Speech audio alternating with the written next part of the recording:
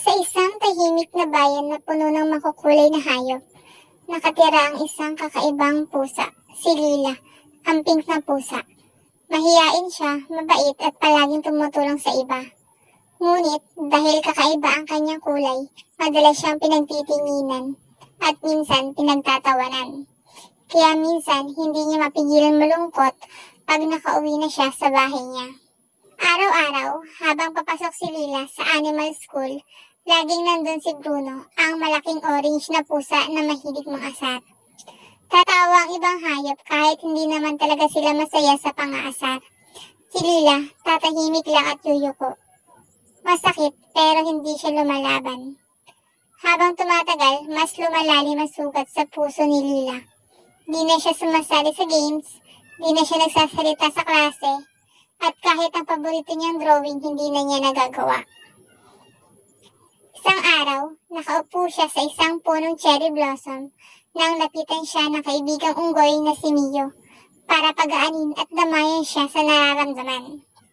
Sa tulong ni Mio, nagplano sila na humingi ng tulong sa kanilang guro, si Teacher Olena, ang matalinong kuwago.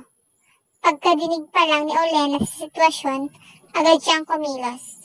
Kinabukasan, kinausap niya ang buong klase tungkol sa kindness, respect, at kung paano masakit ang mga salita kahit hindi nakikita. Napayuko si Bruno. Di niya alam na sasaktan si Lila ng ganon.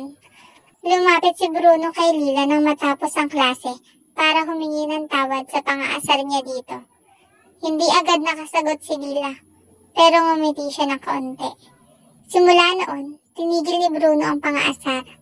Si Lila ay unti-unting bumalik sa pagiging masayahing pink na pusa. At ang pinakamagandang nangyari, si Lila, kahit mahiyain, natutong tumayo at magsalita kapag may mali. Ang kabaitan ay mas makapangyarihan kaysa panunukso. Walang mali sa pagiging kakaiba.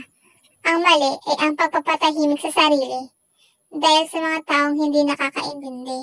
At tulad ni Lila, bawat isa ay may lakas na magsalita, humingi ng tulong at ipaglaban ang sarili.